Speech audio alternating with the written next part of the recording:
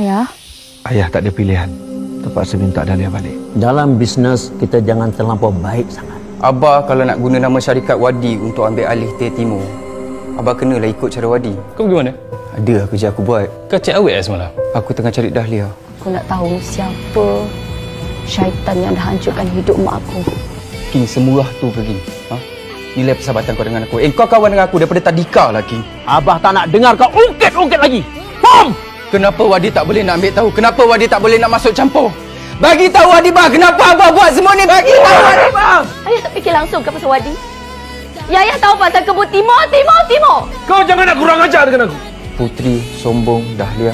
Jangan panggil aku Putri. Panggil aku Dahlia.